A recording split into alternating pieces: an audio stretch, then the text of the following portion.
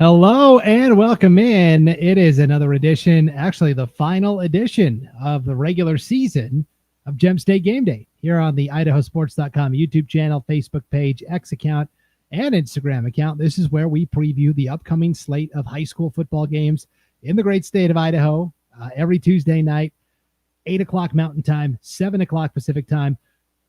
11-man football, 6A, 5A, 4A, and 3A. So thank you for being with us here live tonight on the IdahoSports.com family of networks. It is the final week of regular season competition. There is a lot of playoff implications on the line, and we'll talk about it over the next hour. My name is Brandon Baney. Let's bring on our panel of experts tonight, a couple of IdahoSports.com Prepcast OGs. You know him as the star, if we're being honest, but co-host of the North Idaho Prepcast. It is Ryan Skaggs. What's up, Skaggs? Star? I mean, yeah. Hey. I wouldn't say I'm the star, but okay. I gotta butter you up so you stay for the whole show tonight. That's right. You may or may not have to depart early.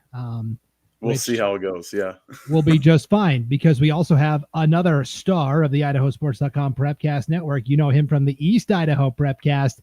It is Sean Kane. Yo, what's up, Sean? What do you want me to sign? You want me to sign something? My autograph? Anything? No? Okay. Hey, guys, I'm glad to be here. Yeah, fantastic. The show got infinitely more handsome. Yeah. It did. Yeah, he's got more hair than the both of us, Skaggs, together. So. Hey, it's not a competition. It's a contest. That's right. Well, last week, guys, I was not here. Hayden Uhlencott filled in as the host. And Hayden in the chat tonight. Good to see you, Brandon. Glad to have the pro back in the hot seat. So I guess we're all getting compliments tonight. And Hayden says Ryan is definitely the star. Have you seen the comments he gets? Yeah, I have seen. I don't know if I've seen the comments we get other than Hayden's just nice enough to put them on. Hayden's actually got a bunch of burner accounts that he's just sending you fake compliments. As he that'd be funny. Hate mail. Yeah. Right. Well, we were supposed to have one more prepcaster join us tonight, Mason Roberts from down in the Treasure Valley. It was going to be a real nice balance, but not sure where he is. So, Mason, you're publicly shamed. Nobody cares about District 3 anyways. I'm just joking. Typical SIC nonsense. No joke. This is going to be an anti-Ada show tonight for sure. Let the hate mail roll in. Too easy. It's like almost too easy. Like, next cue card, please. Yeah, shooting fish in a barrel, that's for sure. Well, we are going to start with, ironically, the classification that will probably have 9 of the 12 playoff participants will be from the SIC, the Southern Idaho Conference. That's right. We are going to Class 6A to start things off here. Again, I'm going to share my screen throughout the night here on IdahoSports.com. These are all things that you can access directly from the homepage as you're on IdahoSports.com as well. Let's start by taking a look at the 6A standings here as we get into the final week of the regular season. What do we know? Over in the High Country Conference, that is District 5 and 6. Rigby has won the regular season title. Even if they lose to Thunder Ridge in their regular season finale Friday night, they have the tiebreaker over both Highland and Madison. They are each 1-1. Highland and Madison actually play each other this Friday. The winner of that will finish second and get the second automatic bid from East Idaho to the 6A playoffs. Whoever finishes third will qualify via an at-large bid. So there's a lot on the line because whoever gets second place from East Idaho gets a home playoff game. Whoever finishes third has to hit the road. But Rigby is clinched. They're 7-1 overall. And then it's Highland and Madison fighting for second place there. In the Southern Idaho Conference, our SIC championship is set up. The champion of the Foothills Division, don't believe these standings. It's only in alphabetical order. It's Timberline, actually, that is representing the Foothills Division with their 31-20 victory over Rocky Mountain last Friday night, a breakthrough win for Coach Ian Smart and the Wolves. So it's Timberline against Eagle, the champion of the River Division. The Mustangs clinched 2 weeks ago. They went a perfect 5-0 in River Division play. The rest of the Foothills Division, Rocky Mountain finishes second at 4-1, Middleton third at 3-2, Capital finishes fourth at 2-3, Meridian finishes fifth at 2-3, and then Centennial 0-5, bringing up the rear. In the River Division, Mountain View takes second at 4-1, Boise third at 3-2, Owyhee then at 2-3, Kuna 1-4, and Bora 0-5. And in North Idaho, the Inland Empire League, Coeur d'Alene officially wins the IEL for the third consecutive year. They won it last Friday night with a 42-0 shutout victory over Post Falls. Vikings have a very interesting non-conference game this week. We'll talk about it more. Post Falls and Lake City each 0-1. Playoffs not in the cards for those two this year, but they will be playing for pride and trying to avoid last place on Thursday night. So that is the 6A landscape. Let's take a look at the 6A playoff picture, guys, and then we'll take a look at the actual matchups on paper here ahead of Week 6. And here's Sam Buffington in the chat. Sam was with me at Coeur d'Alene High on Friday night for the game. Skaggs, I hope you're doing okay. I think that's a residual Seattle Mariners comment. We're checking in on you. You doing all right after last night, Ryan? Pain. It was painful. Lots of pain. Brutal, for sure. Yeah. All due to there being a multifamily, possible presence of children listening to this. I'll keep my comments to myself. There you go. It's about time. All right, guys. Here are the latest Max Prep standings heading into the final week of competition. Rigby 1, Rocky Mountain 2, Eagle 3, Timberline 4, Mountain View 5, Madison 6, Coeur d'Alene 7, Highland 8, Middleton 9, Owyhee 10, Capital 11, Boise 12. It's a pretty solid top 12, and then there is a little bit of a drop-off to Meridian at 13. You see the rest, Kuna, Post Falls, etc. This is where the Max Preps has the least amount of impact because you can see all of the automatic bids, 1 from the north, 6 from District 3, 2 from East Idaho, and then there are 3 at-large berths determined by Max Preps. Right now, here's how we have it projected. The top 4 is set. Rigby will get a bye into the quarterfinals. Timberline will get a bye into the quarterfinals. Eagle will get a bye into the quarterfinals, and these two could flip positions on the seed line depending on who wins the SIC championship game on Friday night. And then Coeur d'Alene down here at the very bottom of the bracket. And here are our projected first-round matchups. If the season ended today, you would have Highland at Mountain View.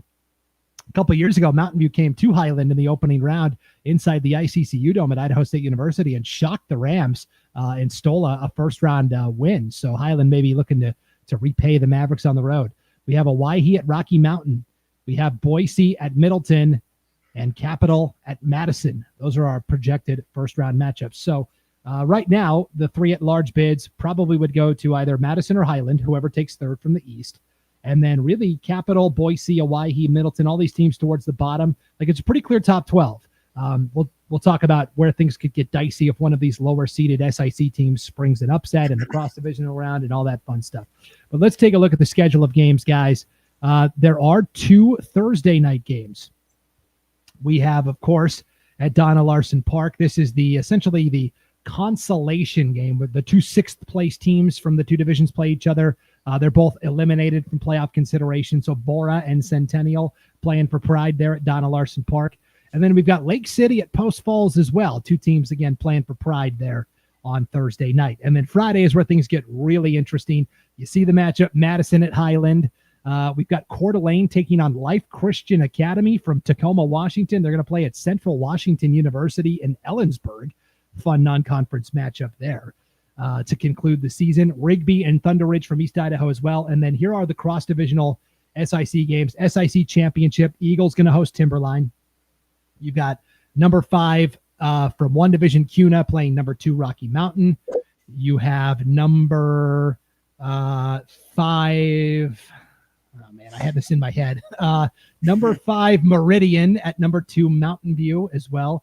And then the 4-3 matchups are Owyhee at Middleton and Capital at Boise. So the winner of Boise and Capital, Middleton and Owyhee, Mountain View and Meridian, Rocky Mountain and Kuna. The winner of those 4 games will all get automatic spots to the playoffs. And then the losers of those will have to try and get one of the 2 at-large bids there. So that's kind of what we're looking at in terms of, I'll make this a little smaller so it all fits. I don't have to keep scrolling. There we go. That looks a little better. Sam wants to know, I'm curious, would a Madison or Capital team match up well with Coeur d'Alene? Sean, I love Capital, but I think Madison probably would win that first round matchup. What do you think? You've seen Madison this year. Yeah, I mean, Madison has went to Boise area, beat Middleton in a low-scoring game. I think Madison is a team you probably don't want to play first round. I think they're coming in to their game per se, like kind of we're figuring it out, new head coach. So yeah, I think Madison would be tough. And as far as Highland, I do too. Highland has a really good record of going to Boise first round and winning whatever that game is. I hope Brandon has it queued up, but it's got to be really good when the Boise has to travel, or Highland has to travel to Boise. I'm sure it's a winning record, right? And by a lot. Yep. They beat Bora that one year when Bora had Austin Bolt. They went and beat, I'm trying to remember who that was, Eagle that one year when they had Ian Hershey. It was a field goal battle. They did lose last year to Middleton 9-6. At home, though. Yeah, right. Okay, Sam wants to know, though, how would Madison match up with Coeur d'Alene potentially, Ryan? What do you think? Well, I think their coach is very familiar with Coeur d'Alene, Matt Pancari, going from Lewiston High School to Madison. I mean, last time he played Coeur d'Alene and coached a game against them, he won. So I think if anybody's got an ace up their sleeve on how to beat the Vikings, I mean, Coach Pancari, he can get it done. He's got, Madison's got a great offensive line. That's one thing that, you look at in the trenches in that matchup. I mean, it would actually favor Madison. I think that would be a very good game. If that ended up being the quarterfinal matchup, Madison at Coeur d'Alene, kind of at times similar playing styles, I think, but it's going to be, up front, Madison's going to have a distinct size advantage versus that Coeur d'Alene offensive line. Yeah, that would be a fun matchup for sure. Before we get there, though, we do have these Week 10 matchups ahead of us. Sean, give me the game you're most excited for here at the 6A level in Week 10. Oh, man, it's got to be Highland Madison, right? I mean, essentially that's a home game, right? You win, you get a home game. So that's circled right there on the map. Madison, they barely lost to Rigby, which ended up being a close game, 19-23. Highland kind of took a bump in the road against Rigby, had a bye week, came out and played exceptionally well against Skyline, which a lot of people picked Skyline to win that game, and Highland took care of business.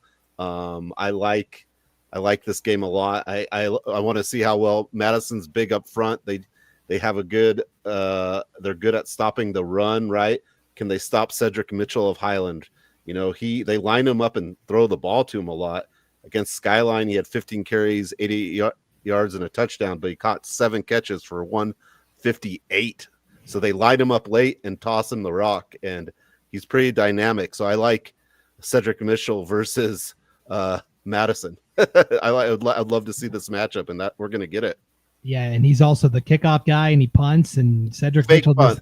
Yeah. He did a fake punt, which changed that game around. Yeah, he did a fake punt. We talked about it. He did it. He's a great punter. I mean, he's a do-it-all player right now for the Rams. No doubt. I was looking back last year, Sean. Highland finished with the same schedule at the end of the year. Madison beat Highland last year 42-7, and that did force Highland to go to Middleton in the first round of the playoffs, where they lost 6-3 to Middleton. So Highland, little revenge on their minds maybe in this rematch here. So we'll see. Skaggs, what's the 6A game you're most excited for? I mean, I know that we kind of wanted to have the anti-SIC session. It's hard in this classification. Eagle Timberline, man, that's going to be an absolutely awesome game. I'd look at two, contrasting styles of offense. Eagle loves to pound the rock, dynamic running back, just a absolute brute force of an offensive line, and a quarterback that I think doesn't get enough fanfare. I think he does a really good job managing the offense against the Timberline team that's just got D1 dudes all over the place. And, so it's going to be, Eagles defense, against Timberline's vaunted offense. And then if they can slow them down and then control the ball with the running game, I mean, that's going to be, if it's a low scoring affair, it's going to favor Eagle. I think if the points are going to start going up in bunches, Timberline could run away with that one late, but it's going to be a dandy of a ball game. Yeah, going to be really fun for sure. I thought just for fun, I would look and see how many of these SIC cross-divisional matchups actually happened this season, because sometimes you do play a team or two from the other division in the non-conference portion of the schedule. And really, guys, the only one that happened in the regular season was Boise and Capital. And so that's the game I'm going to hone in on here, the rematch at Donna Larson Park. It's the home venue for both of those schools, basically. These teams played to open the season at Donna Larson Park on August 28th. Capital won that game 43-28. So can the Eagles, despite being the quote-unquote road team here, get 2 in a row against the Brave and make Boise sweat it out via the at-large system? That would set up Capital in a fairly nice position as well on the seed line. So Give me Capital 2 in a row against Boise. That'd be my upset special this week. This Eagles team is, Braden Dudley, Elliot Schrack, really good 1-2 combo. Quincy Clay is kind of like the Cedric Mitchell of Capital. He kind of lines up and does it all for Capital there. So yeah, I'm really excited to see, can the Eagles get 2 in a row against the Brave team that, really is playing well at the end of the season. They got Owyhee. And Owyhee, the wind has been taken out of their sails a little bit, right? Owyhee was, they were 4-0, they were 5-0. There was essentially, that it was like a house of cards where it was kind of a weak schedule for Owyhee, and then finally they had to play the tougher teams, and they started to drop a couple of games. So Owyhee and Middleton will also be a really fun game. Jake Perez, I think 3 games in a row, Sean, one of your favorite running backs for Middleton. I think he's gone over 200 yards 3 games in a row. He went over 300 yards last year. Yeah, that's what I was holding up, the 300. Get him on my fantasy team. Man, what a running back. He's been phenomenal. And you like to think Middleton they've been close in some games, and some games it hasn't been. But you kind of think if Middleton gets a good spot in this bracket, with that running game, first round, maybe outside, man, that gives them puts them in good shape. Yeah. Here's Vic Martinez in the chat, guys. Boise is beating Capital. Freshman QB is the real deal. Yeah, Wyatt Bauer started playing quarterback, midway through the season, Vic? And I saw Trevor Schoolfield has been playing a little wide receiver maybe lately. He was the kind of the senior QB coming into the season. But yeah, this Bauer kid is kind of the real deal freshman at Boise High. And maybe Boise's a different team with him slinging it back there for sure. Vic also wants to know, hey, when does the Baney updated bracket prediction come out? Vic, I showed it earlier. I'll show it to you again, and then it will be on the website tomorrow as part of my final bracketology post. But everybody knows here on Gem State Game Day, you always get a little sneak peek of the latest bracket projections. So again, here's what we've got. Rigby, Timberline, Eagle, Coeur d'Alene with the first round buys, and our first round matchups: Capital at Madison, Boise at Middleton, Owyhee at Rocky Mountain, and Highland at Mountain View. Those are our projected matchups there. One interesting wrinkle, I think, in the schedule at 6A, just to kind of finish with something, was Coeur d'Alene playing that non-conference game at the end of the year at Central Washington. A smaller school, Life Christian Academy. They're a 2A school in the state of Washington, so it'd be the equivalent of playing like one of the smaller Spokane area teams like West Valley. But playing that game at the time, you had Coeur d'Alene last week with Tanner Stern now being the full-time signal caller, getting that extra week under their belt as kind of a de facto prep game for a playoff run. Since they've already wrapped up the league title and cleaned some things up, I think that's a good timing game, getting that on the schedule to see how Coeur d'Alene can adjust to having Stern at QB full-time. Yeah, so there are 4 big injuries for Coeur d'Alene right now. Caden Simmons, of course, is out for the season. Their top receiver, Gibson Comstock, he's out for the season. But the other 2 guys, Maddox Lindquist, who's kind of their number 2 receiver, they think he might be back for the playoffs, and I think Ben Murray might be back for the playoffs too. So this is going to be, for Coeur d'Alene, I think they don't have to play their guys if they don't have to. They're already locked into their position. This is a great, like a preseason game. Hey, maybe we get a quarter and then the young Bucks play. Then we have a bye to get healthy. I think health-wise, Coeur d'Alene really needed this. For sure. Absolutely. So, yep. That's what's going on there. Okay, that is the 6A. Oh, that's 1A. There's the 6A landscape. We'll talk 8-man football tomorrow night on the Idaho 8-man Prepcast, of course. But when we come back here on Gem State Game Day, it's all about 5A football. 16 teams make the playoffs. What 16 teams will it be? We'll try and sort it all out when Gem State Game Day continues right after this on IdahoSports.com. As Idahoans, we're not afraid to take risks.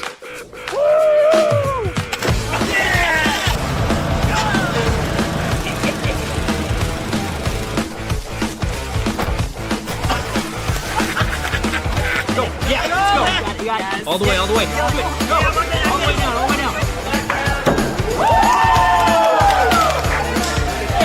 Driving under the influence is not a risk we're willing to take.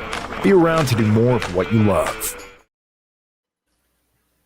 Welcome back to Gem State Game Day on the IdahoSports.com YouTube channel, Facebook page, X account, and Instagram account. Brandon Baney here with Ryan Skaggs and Sean Kane breaking down the 5A football landscape. Here's Joel Richardson in the chat. Look at this trio. Is it 2023? Yeah, wow. Kind of feels like a blast from the past a little bit, huh, guys? Yeah. sometimes they bring things back. It's called retro, Joe. It's called retro, and it's hot. It's hot right now. We're wearing the throwback unis tonight. That's for sure. Okay. This is the latest 5A football standings as we go into the final week of the regular season. Great Basin Conference over in District 4. We've known this is how it's going to be since about week 3, guys. Minico, Twin Falls. They're finally playing on Friday night. The winner will win the Great Basin Conference. The top 2 teams are guaranteed top 8 seeds in the bracket, which means both of those teams, no matter what, will be hosting first-round playoff games. But Minico and Twin both 4-0. I got to be honest, I don't think anybody else from this division is making the playoffs. Canyon Ridge at 3-2, Mountain Home at 1-3, Jerome at 1-4, 2 wins in a row for the Jerome Tigers over Burley and Caldwell, and then Burley bringing up the rear at 0-4 and 0-7. They will play Mountain Home trying to get a win before the season concludes. We'll see if the Bobcats can do it. District 6, High Country Conference right below it.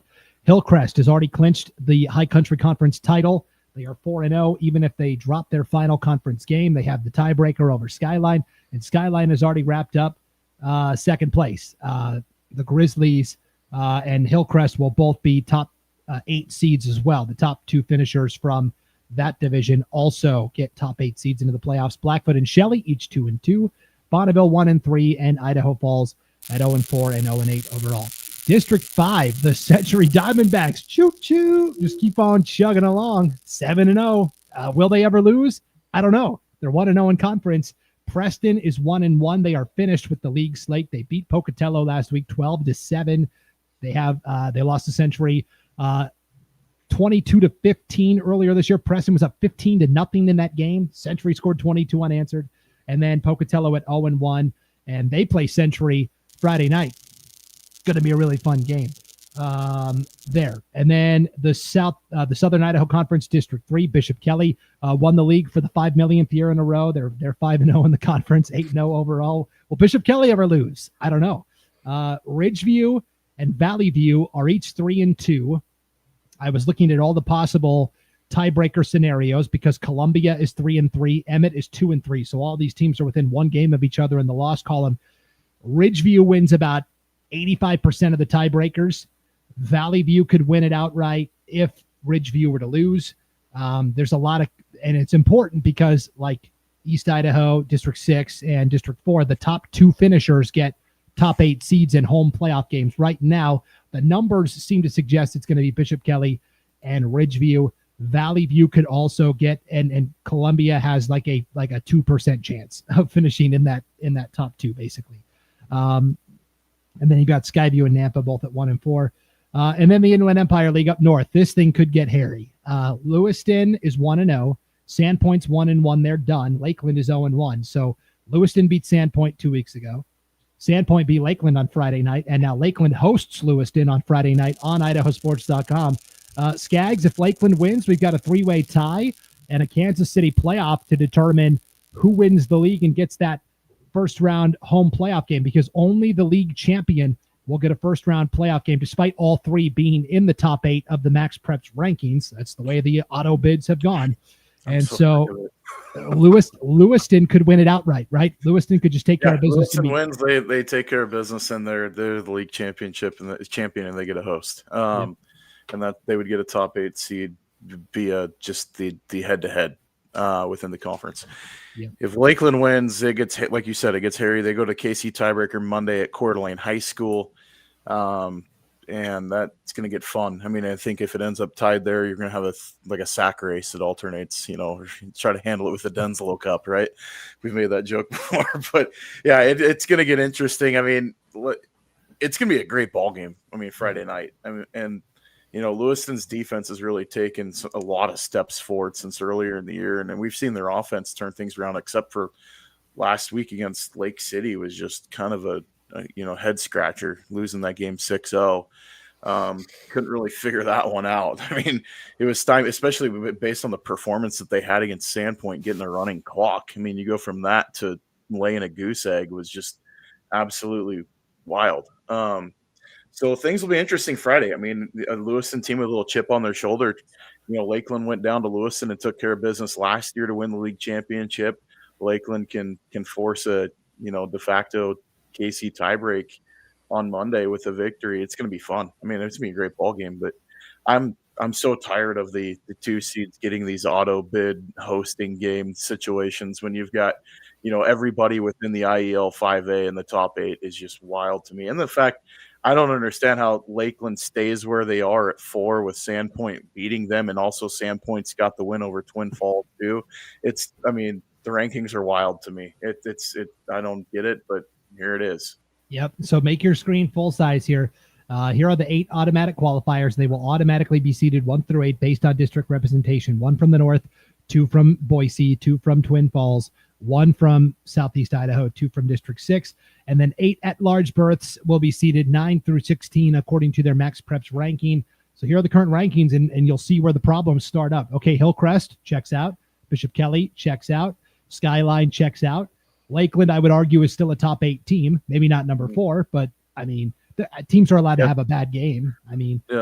Blackfoot 5, that checks out, but guess what? Blackfoot's already the 3rd team from District 6, so they're automatically the 9 seed having to go somewhere. Twin Falls is 6, Sandpoint is 7, Minico 8, Lewiston 9. So you've got all 3 teams from the IEL in the top 9, basically. And Lewiston, the team that controls its own destiny, is the lowest ranked of the 3. Here's Kevin Buckout from Sandpoint. Max Preps has Sandpoint ranked below Lakeland and Twin Falls. They beat both. And Max Preps has Sandpoint with a harder strength of schedule. Don't understand this madness. Take a number. And then he says, preach, Skaggs. Here's the only thing I could really think of is the massive loss to Coeur d'Alene. The margin of loss has to come into play, I think, is the only thing that's limiting Sandpoint with their 2 losses on the year being by a significant margin. That's the only thing in my mind that I could think of that would be the limiting factor for Sandpoint not leapfrogging Lakeland, especially with the head-to-head victory. But, Lewiston, just with their strength of schedule is through the roof. They have played an absolute murderer's row this year on their schedule if you look at who they've played. And so they're getting a lot of love just based on how they scheduled up. And obviously being ahead of a 7-0 Century team, just, with being a losing record. It's wild. You can go into the playoffs at 4-5, and you're going to have the same strength of schedule score basically as Hillcrest and Bishop Kelly. That's craziness, but that's the way that they chose the system, and we kind of got to roll with it. But this Max Preps thing, I get it. It doesn't make a ton of sense. But you have to look at some of the statistical things that stand out that look kind of obvious. It's got to be margin of loss, I think, is what's handcuffing Sandpoint right now. Yeah, sure. The blot loss to Lewiston didn't help for sure. A 3-5 team. They just recognize Lewiston as a 3-win team. They don't have the computer doesn't have the context of Lewiston's a good team. So the rest of the rankings: Century is 10, Columbia 11, Ridgeview 12, Bonneville 13, Valley View 14, Shelley at 2-6. They've won 2 in a row, guys. They actually went down. They went from 13. They blew out Idaho Falls and they moved down 2 spots. So go figure that one out. They were better as a one-win team than a 2-win team, apparently. And then Emmett right now would be the last team in.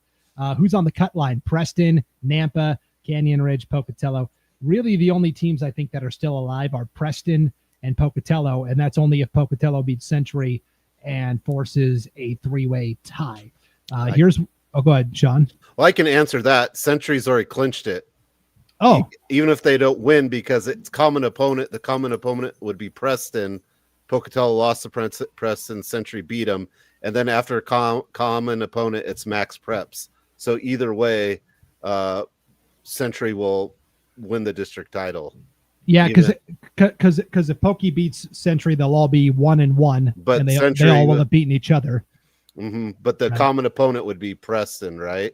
And Pocatello lost to Preston. Century beat Preston. But Preston didn't play Preston, right? So you have to factor Preston in here because Preston, right, they beat Pocatello. So Preston beat Pokey beat Century beat Preston, right? So they all would beat each other. And then I think it becomes Max Preps, yeah. Okay. So from what I understood is that it's locked up, is what I was told, I think, from Coach Fleshman this morning at 7:55 when we were walking in. Okay. Well, I texted the only coach I know from that district. It's not Coach Fleshman, but I didn't get an answer back yet. So I will see. Okay. I trust you though. You're in Century. You're in the building, so we'll go with it. So I guess it's pretty much set then. I think. I mean, there's a clear enough drop off between Emmett to Preston. I think it's pretty much set. It's just, in what order does everybody get shuffled around? So here's what we projected: Emmett at Hillcrest, Lakeland at Ridgeview, Bonneville at Twin Falls, Columbia at Minico, Shelley. Congratulations, you get to go to Bishop Kelly. Blackfoot at Century. Wow. Diamondbacks are like, man, we didn't get any favors. Valley View at Skyline, Sandpoint at Lewiston.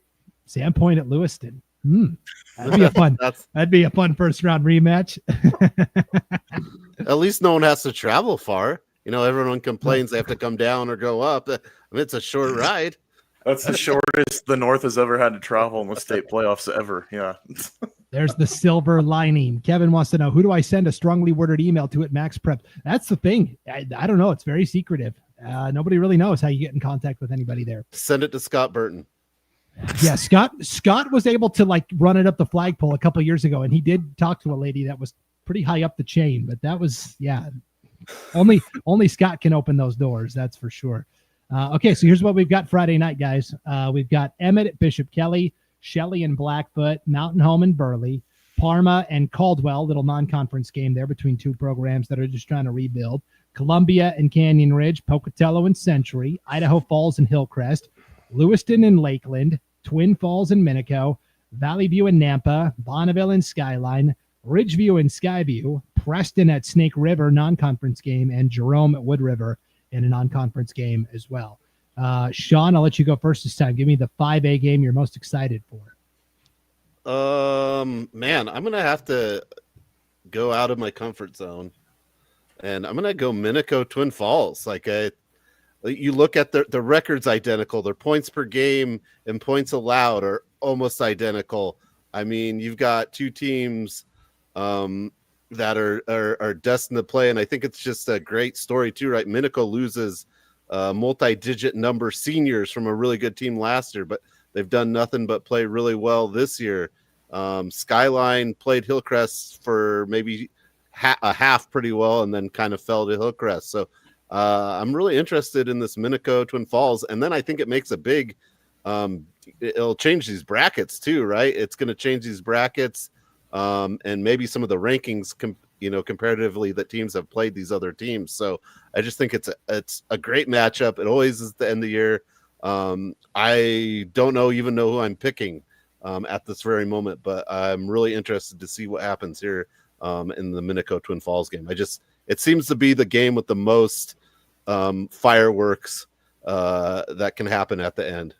Yeah, I really like this Twin Falls team. They kind of pushed Hillcrest 2 weeks ago in that non-conference game. Now, Hillcrest has been playing without Dax Sargent the last couple of weeks. They think, he should be back. But I was pretty impressed with how Twin Falls kind of pushed Hillcrest a couple of weeks ago. So I really like the Bruins there. Stephen Faircloth says Hillcrest might drop 100 on Idaho Falls, baby. We'll see. And Joel says Century gets to show us immediately how real they are if they have to play Blackfoot in the first round, no doubt. So, yes, Century put the schedule together. I think you tell me, Sean, because you're there at Century. I think Century probably thought they were still a year away, and they kind of scheduled a softer schedule with the hopes of building up some momentum, getting some wins. I don't know if anybody ever imagined 7-0 at this point in the season, but yeah, I think the schedule is, we stopped playing Highland, and then finding games. Teams didn't want to play Century because, they hadn't won a game. You don't necessarily want to go play a team that's not going to help your max prep. So I think the schedule was more of what they could get right at the time. It's more, they're willing to go play teams. And I think, yes, you're trying to build. You haven't won, 17 games, 0-17. You don't want to play BK off the start of the rip, right? You probably don't want that, but a lot of it came down to teams didn't actually really want to play Century either. So then you kind of get left what's at the table, and you know what? They ate it all. That's a good point. That was something I wasn't even considering, but yeah, teams like if you're a struggling program now, teams don't want to schedule you because it'll hurt your max preps ranking for sure. Yeah, that definitely happens. Steven in the chat says Twin played Hillcrest great. I was shocked. And he says Century's schedule ramps up next year when they join District 6. Now, I don't know if that's official yet, but that's pretty much the word on the street, right, Sean? I think it's done? it's safe to say it's official. I think the last hurdle is the board approval, so board has to meet, right? The IHSA has to meet, but I wouldn't foresee it not being approved because the districts control everything anyways. So right. I've never heard where they said the district. Anyways, that's another issue. But as far as I know, yeah, that's a done deal. So it'll be good to have an eight team district in the East, right? Power district. Yes. So for those that don't know, Century and Pocatello slated to join District 6 next year. So Blackfoot, Hillcrest, Skyline, all those schools. It'll be an 8-team conference. Where I grew up in Montana, the High School Activities Association would go, yep, you're taking these 2 teams. Like the districts have no say. The governing body sets the districts. It's opposite here. Districts have more control than you will ever imagine, Superman. That's like states' rights versus federal rights, for sure. Uh-oh. Yeah, I don't want to get too in the weeds here.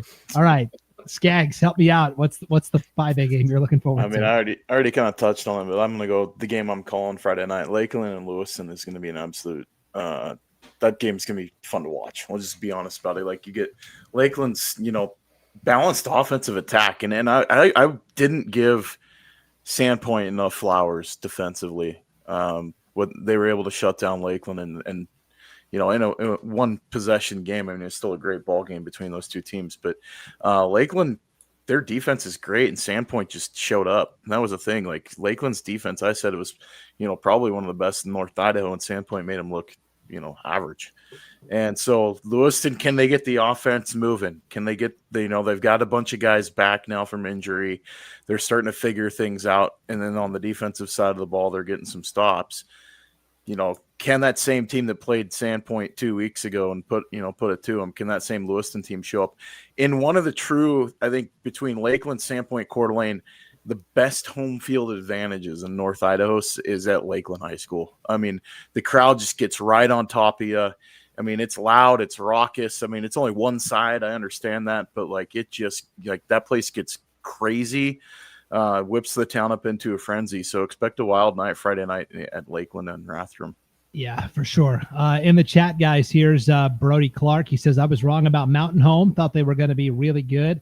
I think Mountain Home's doing some good things. It's hard to – they have a lot of it's hard to build continuity because families are moving in and out a lot because of the Air Force Base over there. But Mountain Home, a great opportunity Friday night against Burley. They've got to go to Burley, but this is a chance for Mountain Home to get a conference win and avoid finishing in last place and basically guarantee Burley finishes last with a winless season. Like, this is going to be, for different reasons, this is going to be a really fun, feisty, competitive game. These are 2 teams fighting for momentum for the offseason. And so that's going to be a lot of fun, actually. The 2 games I'm going to hone in on here, guys, are the 2 that will ultimately determine second place in District 3. Ridgeview at Skyview. If Ridgeview wins that game, they get second place. They get a home playoff game, which would be incredible, considering Ridgeview, I don't ever think has even been to the playoffs in their history, which is just remarkable. All they have to do is beat Skyview. Easier said than done. Plu is like a walking touchdown machine for Skyview this year. If Ridgeview stumbles, Valley View with a win over Nampa, they could take second place. Valley View's had some wild games this year. They lost to Ridgeview 13-7. They beat Columbia last week 8-7. Coach Shea McClellan doing whatever he can to get those Falcons going. So those are going to be 2 monumental games. Could be the difference between a home playoff game or, right now, if Lakeland finishes as the best at-large team, like a trip to Rathdrum, which is like, you want to avoid that if you can, for sure. So here's Kevin in the chat, Skaggs. That's crazy. You didn't hear me. I said one of the best. I gave flowers to Sandpoint and Coeur d'Alene, and I said Lakeland was right up there with the rest of them. War Memorial Field. It is. War Memorial Field is the coolest stadium in the state of Idaho. I will give them that. Like, someone's going to have to pay to get in now. I just feel like. No, I mean, War Memorial Field is awesome. Like, the setting right there on the lake, it's the coolest spot in the state of Idaho, like, hands down. Okay, Brandon, I do have to ask you, because me and Skaggs, we usually have a pregame meeting without you, but the Valley View team, like I was looking up their score, their record. What do we make of the Valley View team? Like on paper, they almost beat Bora. They could have beat Ridgeview 7-13. I mean, he's trying to get a free pick in the game day. No, I'm not. I'm just. Well, where they end up after this is, they could be playing a team I might work at too. It's the Valley View team has been so hard to read. Here's Kevin in the chat says we forgive you. So they all is healed. Here's what I'll say about Valley View. They have two legitimate game-changing players, one on each side of the ball. When you talk about Onyx Carson, the electrifying running back, he can change a game on a dime. And then they've got this kid, I think I'm going to say his name right, Evert Els. I don't know how you say his name, but he is a wrecker at defensive end. He had 3 sacks last week. He's got double-digit sacks on the season. He's only a junior. He's a player that doesn't get talked about a lot. So Valley View, when you get into, and they did this last year, right? They came into the playoffs, weren't too heralded. They upset Minico in the first round, and we're kind of a Cinderella team. Shea McClellan as a coach just has a gritty, tough it out, grind it out, defensive mentality type of style, and the Valley View players really buy into it. Very rarely are they out of a game, but very rarely are they also like blowing somebody out. It's usually very tight, and it's going to come down to, can their star players rise to the occasion and make a play. But yeah, they've had some very interesting. Yeah, it's just a very weird roadmap. Like you ended up in North Dakota. You're trying to get to Wisconsin. So yeah, it was interesting, and like you said, they've been a team to make it to the playoffs, and you're not really thinking about them, and then they win a first round game. So yeah, good insight. And they almost beat Lakeland last year in the quarterfinals. Yeah, in Rathdrum. It was a very close game. Yep. Yeah. So do not count out if Valley View's coming to your place for the playoffs this year. Be afraid. Be very afraid. It's a team that I think as the weather gets worse, the team gets better. It's kind of one of those teams. Yeah, that's a good point. So really good 5A games. I think the playoff field is pretty much set. It's just a matter of, okay, who gets to stay home, who hits the road, where are you going? But I think the 16 are pretty much set at this point. It is pretty much set in 4A football as well, but still some really exciting games on tap. We will get into the 4A football breakdown right after this. You're watching Gem State Game Day on IdahoSports.com. Once again, we have contributed to your ideal college savings program. Love, Grandma and Grandpa. Ideal. Eventually, they'll appreciate it. Awesome. Thank you. I love it. College costs money. Welcome back to Gem State Game Day on the IdahoSports.com YouTube channel, Facebook page, X account, and Instagram account. Brandon Baney here with Ryan Skaggs and Sean Kane. Talking about 4A football. One residual 5A comment here from Kevin in the chat. Lewiston's new school is top-notch. Yes, total transformation of the facilities. That would be a beautiful place to showcase a first-round playoff game, and Lewiston does control their own playoff destiny there. I mean, it did last year, but Kendrick was the one that played there. Right. Yes, the Tigers in the playoffs. And then I did a state semifinal game with Kendrick at the old Bengal field as well. Yeah. We got to experience both ends of it. So, all right. Here are the 4A standings in the Intermountain League. Bonners Ferry, 1-0, 6-2 overall. What a season it's been for the Badgers. Moscow is finished 1-1 in the conference, 6-3 overall, sitting on the sidelines this week. They are going to be the biggest Timberlake fans in the world because the Tigers are 0-1 and just 1-7 overall. But if Timberlake can beat Bonners Ferry on Friday night, you've got a 3-way tie for first place in a good old Kansas City playoff. And that is Moscow's and really Timberlake's only shot at getting into the playoffs right now. Otherwise, Bonners Ferry wins against Timberlake, and they are the district champions. And only one team is getting in from the north. Make no mistake about it. District 6, kind of the same deal.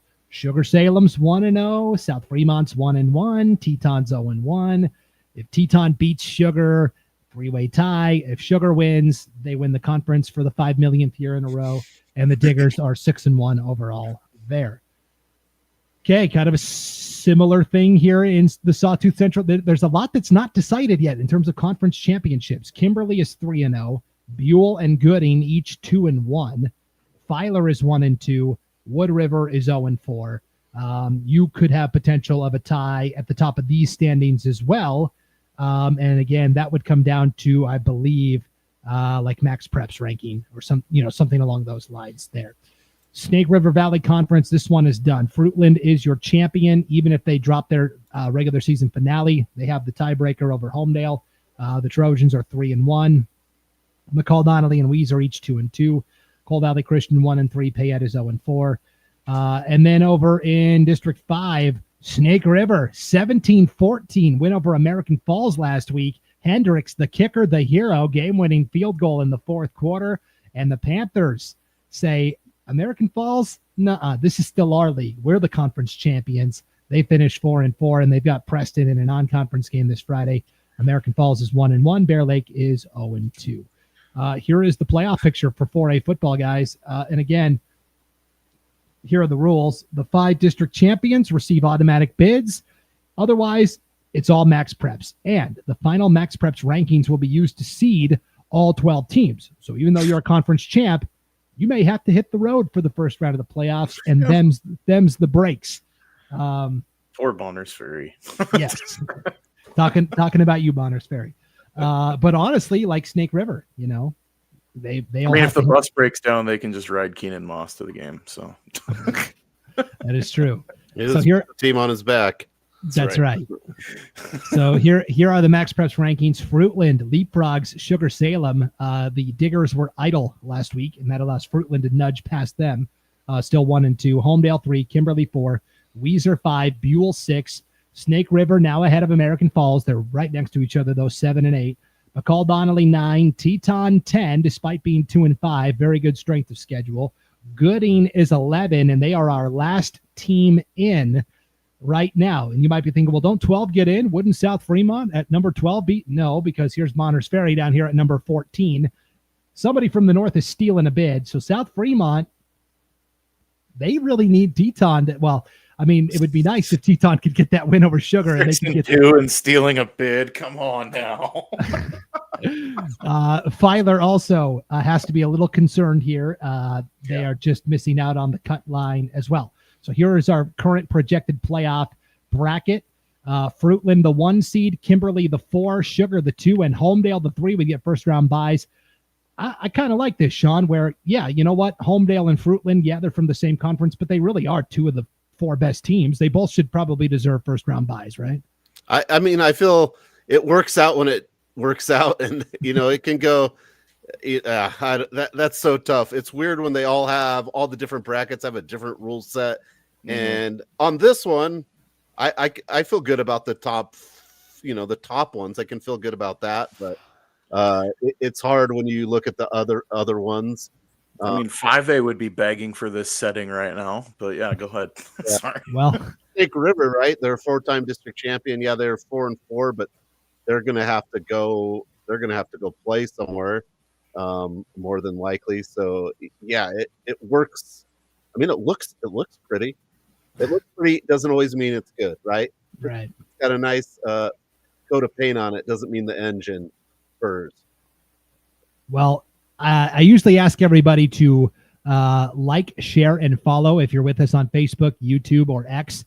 This will help everybody that wasn't here live tonight find the show a little easier on replay. So if you can hit that like button or hit that subscribe button on YouTube, or share this when it's all said and done, that'll help everybody else find it a little easier amongst social media, because we're probably going to get throttled with this next comment here from Kevin. We need a no Kings rally for Max Preps. Oh, you should have let people like and then showed that, right? I think that transition was a little quick. I didn't give enough time for everybody to hit that like button to try and counteract YouTube throttling us on our views. So anyways, the rest of our projected bracket would look like this. McCall Donnelly at American Falls. That would be a really fun first round matchup. Bonners Ferry.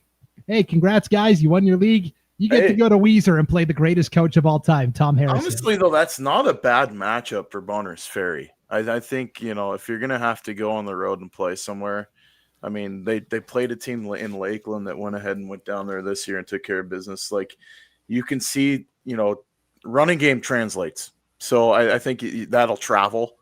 It's 2 very vaunted, very strong running attacks, but I wouldn't count out Bonners in this situation by any means. I think it's a game that they could go and compete in. Yeah.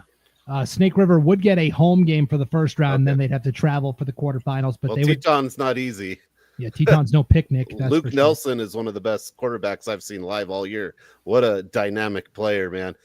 Teton just lacks depth. I think that's where they struggle. They literally had 5 players on the bench that weren't playing, but Luke Nelson, if you haven't got a chance to see him play for Teton, he is worth the ticket. He plays quarterback and like free safety the whole game, and he is phenomenal. Like his big brother Jack Nelson, who came through there a couple of years ago, kind of the same deal. And then we do have Buell hosting Gooding, a little District 4 rematch there. First round of the playoffs, potentially for 4A. Here is what we've got on a Friday night, guys. Let's take a look. I'll zoom out so I can get all the games on the screen.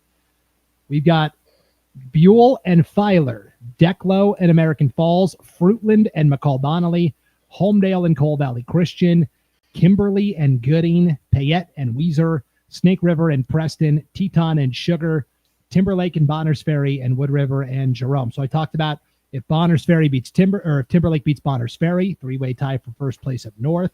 If Teton beats Sugar, 3-way tie for first place in District 6. If Gooding beats Kimberly and Buell beats Filer, you've got a 3-way tie for first place over in District 4 as well. So you could have 3 potential 3-way ties.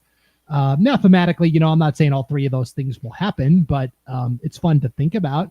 And here's Shea Barron in the chat, piggybacking on your comment about Luke Nelson from Teton, Sean. Kid is fun to watch for sure. So,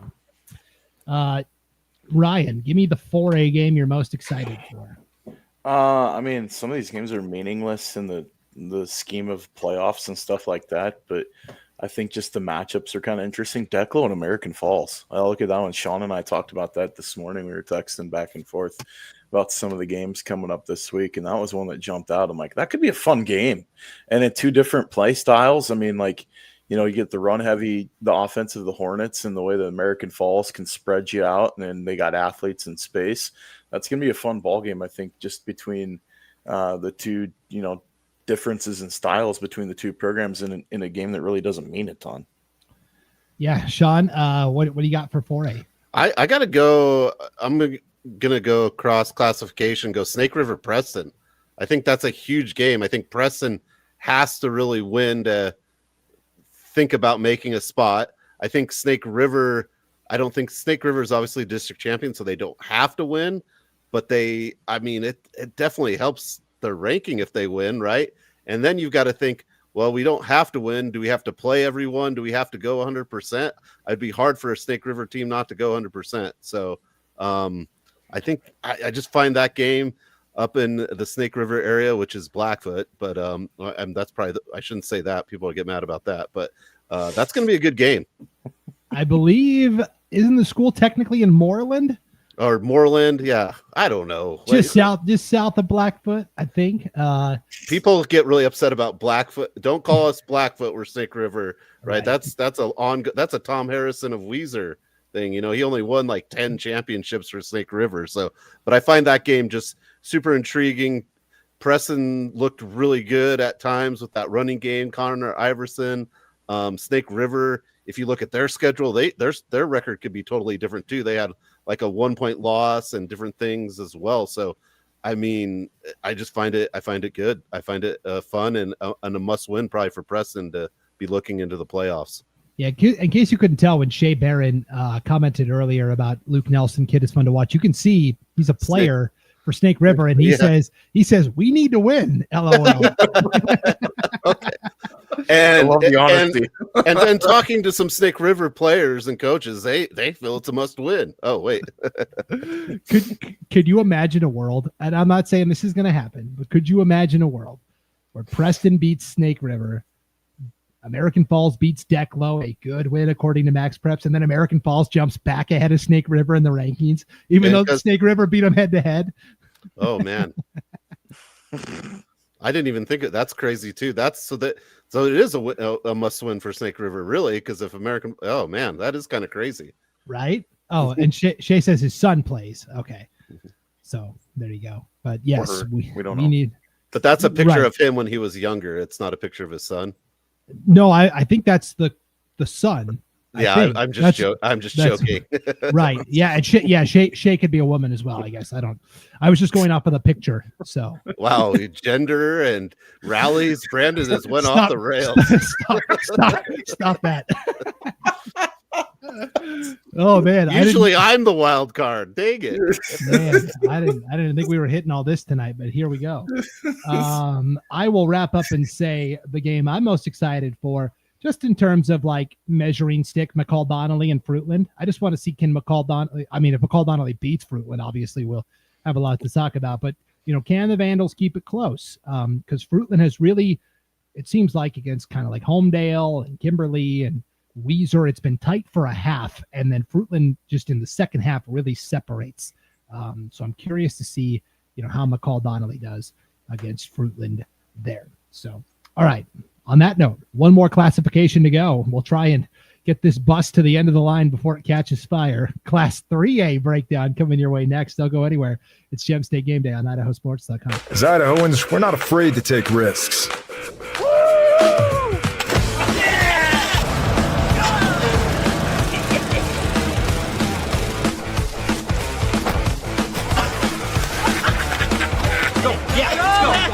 All the way. Go. All the way down.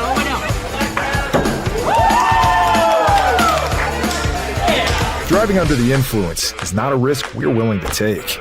Be around to do more of what you love. Welcome back to Gem State Game Day, live on the IdahoSports.com YouTube channel, Facebook page, and X account. Brandon Baney with Ryan Skaggs and Sean Kane breaking down the Week 10 landscape of high school football in the great state of Idaho. We have arrived at our final classification, Class 3A, and of course, we want to hear from you, the fans. You could be a player, you could be a coach, you could be a parent, you could be a fan. We want to hear from you. Here's Gabe Montero from the Ryrie Bulldogs, star offensive lineman. Let's go, Bulldogs. Yes, Ryrie, the talk of the town. We'll get to them in a second. Let's take a look at the most recent standings here for Class 3A. Central Idaho League is Priest Rivers. Doesn't matter if the Spartans lose to Kellogg on Friday or not. They have the tiebreaker over Grangeville, and so the Spartans are headed to the playoffs, and they get a nice first-round bye for their troubles as well. They're 3-0. Really crazy. Really crazy. Yeah, they're banged up, too. They need that bye. I mean, oof. Yeah, barely escaped from St. Mary's last week, 16-15, the final there. So kudos to the Lumberjacks, who are 1-2. Playoffs probably not in the cards this year. Grangeville's 3-1, still hanging in. Kellogg's 1-2. Orofino is 0-3. The Nuclear Conference, guys. Ryrie, Nuclear Conference champions for the first time since 1947, Sean. How about it? 78 years. We had to fact check whether Ryrie had been open that long. Since FDR. I really didn't think. I honestly didn't think. We did the East Idaho Prepcast, and Joel looked at. I honestly didn't think Ryrie had been open. I had no idea. Like I had no idea that it had been in school that long. But wow, what an accomplishment for the Bulldogs, and they've done nothing but just pour points on and hold their opponents to none. I think they know because they have the trophy from 1947 in the school. I think that's why somebody saw the trophy from 1947. Oh wow. Yeah, so kind of a cool deal. And they're still undefeated overall as well, 8-0. West Jefferson and North Fremont are each 2-1. Firth is 1-3, and Salmon is 0-3. And how about this, guys, from Brandon Goins? Priest Rivers' first conference title since 1957. So only a decade later than Ryrie's. A couple of long droughts being the Seattle Mariners couldn't end their drought, Skaggs, but at least Priest River and Ryrie. Ray's talking about 3A football. All right. Putting the gas on the fire. That's right. No doubt. Southeast Idaho Conference. West Side has won the conference. Even if they lose their last game, they've got the tiebreaker over Declo. Declo is 3-1. They're finished up. Aberdeen and Malad are each 1-2. Soda Springs at 0-3 in the conference, 1-6 overall. Over in District 3, guys, New Plymouth and Nampa Christian play on Friday for the conference title. This is a big one. New Plymouth with a first-year head coach in Brody Von Bretthorst. I mean, he was a player not that long ago, maybe 10 years ago, and doing great things in his first year with the Pilgrims. Marcin and Melba, each 1-2, Parma at 0-4. And that's it. So if the playoffs started today, guys, some very interesting movement in the 3A ranks. Let's take a look at the current Max Preps rankings. Westside 1, Ryrie 2. They are separated by just 0.2 decimal points. I mean, that just shows how evenly matched these teams have been in the eyes of the computer this year. North Fremont 3, Aberdeen 4, West Jefferson 5, Declo 6, East Idaho taking the top 6 spots. And then we've got Nampa Christian and New Plymouth 7 and 8, Malad 9, Melba 10. Grangeville finally has snuck into the playoff picture, guys. If the playoffs started today, Grangeville would be the last team in, believe it or not. And you're thinking, well, don't 12 make it? What about Marcin? Well, Priest River's down here at 15 overall. They have stolen a bid. So Marcin is going to have to beat Melba, basically, and hope that it's enough to leapfrog Melba, a 1-6 Melba team here in the Max Preps rankings. Come on. And we talked about this last week about the Melba and Marcin Days of Our Lives episode. I mean, it's been kind of interesting to watch. That's an interesting gap too. I mean, that's a 6-point gap. Well, and last week, most of the teams had losing records too, or very close to it. Besides the top, I want to say top 5, top 6. Everyone was like 3 and 4. You know, like there's a lot of losing records at the top. So 3A is kind of interesting that there's not a lot of teams with winning records, like good winning records at the top. Well, look, only 2 teams are on the positive side of the Max Preps. Yeah. I mean, North Fremont at -1. Okay. I think North Fremont's pretty good, but what do I know? Rounding it out, you got Kellogg, Parma, Salmon, Orofino down there at the bottom. So the way this bracket works is the 4 conference champions get a first-round bye, but the quarterfinals are seeded according to your Max Preps ranking. So I've placed the teams, assuming that all of the top-seeded teams win. Where would they be placed? So Westside would be number 1 overall. Ryrie would be number 2. Priest River would be number 4, and you're going, hey, weren't they 15th? Why wouldn't they be hit? There's a special stipulation built in that if the North Idaho champion is lower than 4, they automatically get number 4 to save a little cashola on the traveling, which I think actually is nice. North Idaho gets thrown a bone for a change. And then Nampa Christian would actually be the 7 seed if they were to if all the top seeded teams were to win. And so they would have to go to Ryrie despite having that first round bye. And then the matchups, we would have New Plymouth at Declo, Malad at West Jefferson, Melba at Aberdeen, and Grangeville sneaking in. Hey, you guys get to go all the way to North Fremont. That's about as far away as you can get. But as long as we got a shot at the dance, we'll take it. Now, the problem with Grangeville is they don't have a game this week. They just got to sit back and kind of watch everybody else. So it's going to be kind of nervous watching here for the Bulldogs as we take a look at the 3A schedule of games this week across the state. We have Caldwell and Parma non-conference game, Declo and American Falls we talked about already. Priest River at Kellogg, West Side at Malad, Melba and Marcin, Nampa Christian, New Plymouth, St. Mary's and Orofino, Ryrie and Salmon, Aberdeen and Soda Springs, and then North Fremont and West J. Skaggs, give me a 3A game you are excited to watch. I'm going back and looking at Grangeville's schedule real quick because there could be some interesting things going on just based on some of the teams that they lost to. There will be some scoreboard watching. So I'm going to have to go. I mean, I think North is kind of set. So that Malad West Side game could be fun. I already talked about Declo American Falls because I'll leave the layup for Sean for the actual game that he's probably going to pick. So I'll take Malad and West Side. I think it could be a fun game. I mean, it could be a game that could be over within an hour and 30 minutes just based upon how many times those teams run the ball. You could be at halftime by 7:45. So that's going to be a quick night, I think, down there in Malad. But the one thing I was going to throw in about Grangeville, looking at their schedules, they're going to be watching for West Side to win big, to lift that strength of schedule. They only got to come up 4 points to maybe move in the seed line possibly too. So that could be really interesting that there's kind of some gamesmanship within the games going on and watching who's playing where. So, but yeah, I think Malad West Side's probably one of the marquee games. Yeah, Well, I'll talk about it in a second. Sean, give me the 3A game. We gotta go Marsing Melba. No, no, we're going west. We're going West Jefferson, North Fremont, right? Essentially, who wins that gets the second place in the district. North Fremont is got to be hungry. They didn't score any points against Ryrie. That was probably one of the biggest games in 3A football last week. I think West Jefferson is a team again. They're 7-1 quietly. Like they're just. You're just happen to be in the same conference in Ryrie. And we always talk about West Side's conference being so dominant in 3A football. Well, hello, this conference called the Nuke seems to be the conference of destiny this year, and they've done just really good things. These teams were like all undefeated until they started playing each other.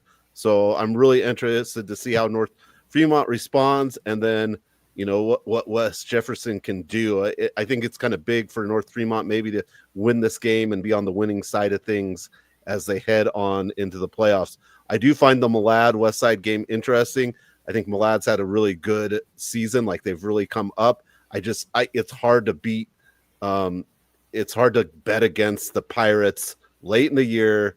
It's cold outside. It's the wing tee of West Side. Pirate flags flying. So where I do find that game interesting, man, hard to bet against the West Side team right now. But some really good games. But West J and North Fremont, give me that game. It should be a very good battle. Really fun one for sure. I feel like every time I'm on the show, I say this every week. Nobody ever talks about this team, so I always have to step up and say, hey, don't forget, these guys are really good. Aberdeen. Nobody ever talks about Aberdeen.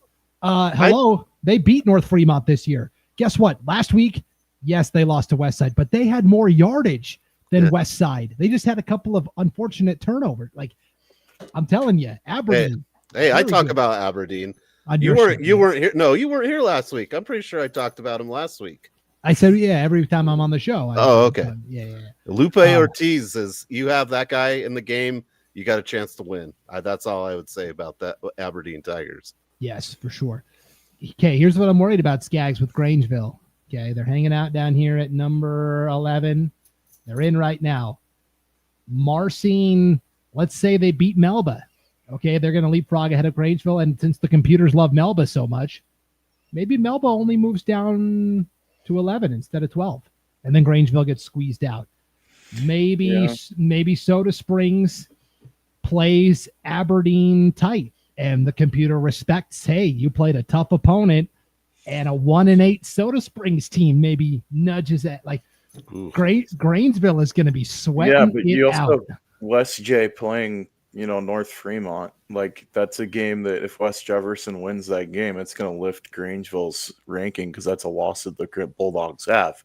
So, I mean, in that argument, there's other arguments to make. I mean, if New Plymouth plays and beats Nampa Christian, like that's a loss that Grangeville had against New Plymouth. That's going to make that loss not be so bad. So Priest River, if they win big, it's going to lift Grangeville's loss to Priest River. Like there's some score. That's why I was saying, like, I just based off, doing this for, 5-6 years now with what we've seen with Max Preps, you can assume at a certain point sometimes what rankings you're going to do when you start looking at the common opponent and what they end up doing.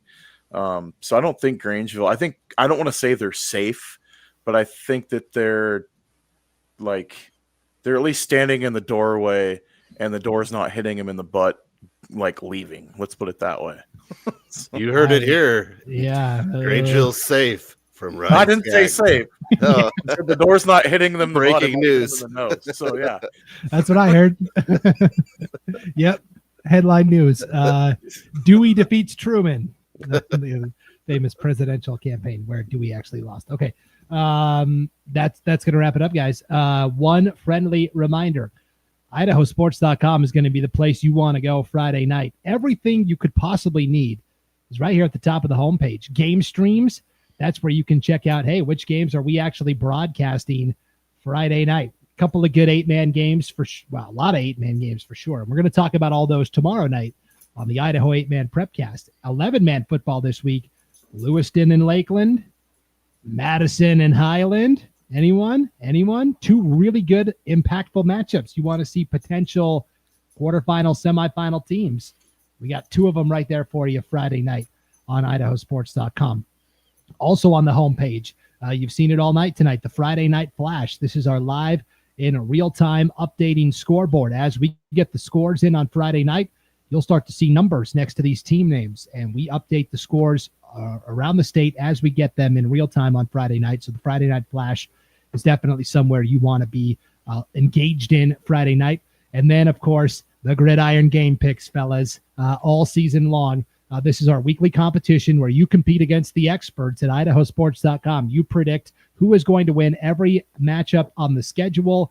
And then there's a weekly winner, and then there is a season-long winner. If you are the weekly winner, you win $25 cold hard cash. If you're the season winner, your money quadruples to $100 plus bragging rights over beating all the IdahoSports.com experts. Let's see who won last week in our Week 9 competition. I haven't looked at this yet. So Jill Robinson. Wow. Congratulations, Jill, with the tiebreaker, 46 correct. Sean Kane and myself, 3rd and 5th overall, Sean. We both got the same amount correct as well, I'd say. This goes in alphabetical order. It doesn't look at tiebreaker points. Did you notice this? Because I noticed it like 2 weeks ago. But actually, Brandon, I had one more pick than you. I had 46. You had 45. Oh, I see that now. Okay. I didn't want to point it out, but that's okay. Really, Ryan, because our won last week. No, our technically comes before K. That's right. That's how the alphabet works. No, Jill won because she's number 1. So if it was alphabetical order, Sean would be first. So how does that work then? Is it the lower tiebreak points get the higher ranking then? Because tiebreak points, Sean technically had 25, to where Jill had 6.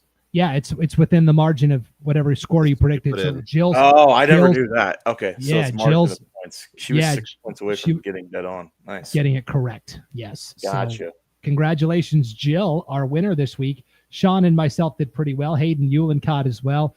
We always like to joke. Paul Kingsbury is kind of the Mendoza line. As long as you finish above Paul, you're doing all right. There's Skaggs in 20th. Scott Burton, 22nd. Yeah, there's Paul down here at 27th. So if you finished below Paul, you got work to do. All right. The season-long contest, guys, I missed a week.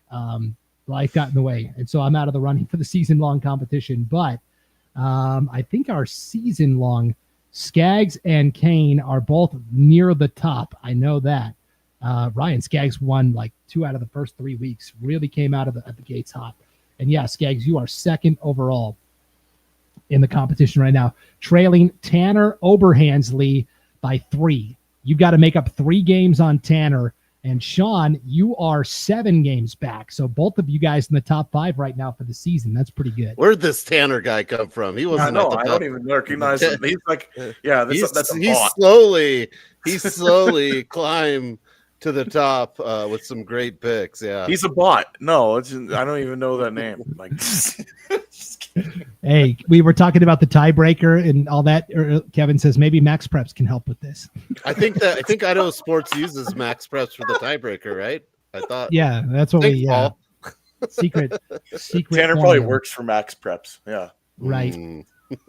So if you want to get in the action, here's how you do it: submit and edit picks. It's going to ask you to log in. There's my info. You can create an account. It's free. Doesn't cost you anything. And then you go to weekly contests, and you have to go down to the current week. We're on week 10, and you go to select edit picks. And then it's going to show you all of the games. Here's a freebie. Carey already winning by forfeit over Camas County. So you click on the team you think is going to win. I'll take Carey. Hey, look, guys, I got it right.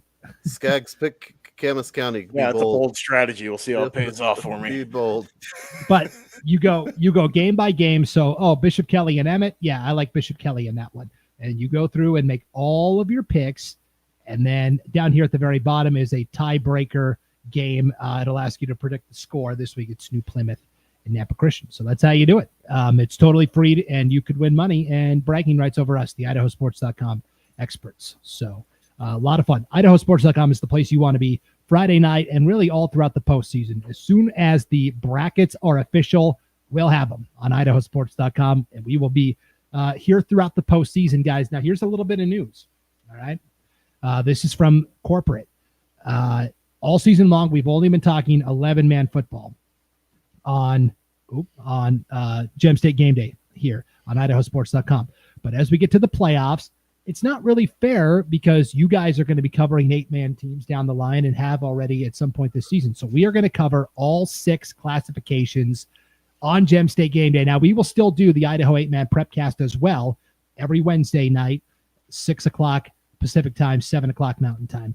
But starting with the postseason, we will be talking 6A all the way through 1A.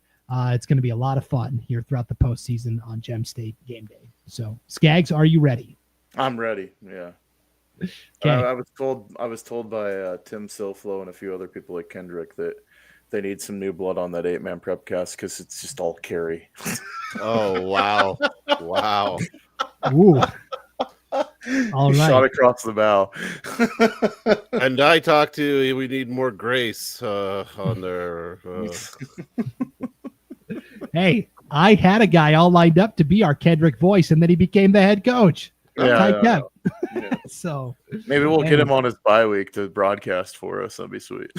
Yeah, seriously, we may need him to, no doubt. So anyways, 8-man prepcast tomorrow night and all throughout the playoffs. But starting next week here on Gem State Game Day, we will be talking 6A all the way through 1A, every classification, previewing all of the first round matchups. Joel says, Grace, baby, we're here and ready to go. Joel's going to be in Grace Friday night for their conference championship game against Butte County. So that's going to be a lot of fun for sure. But until then, IdahoSports.com is the place to be. Thank you for tuning in to Gem State Game Day. For Ryan Skaggs and Sean Kane, I'm Brandon Baney. We'll see you next week for the playoffs on IdahoSports.com.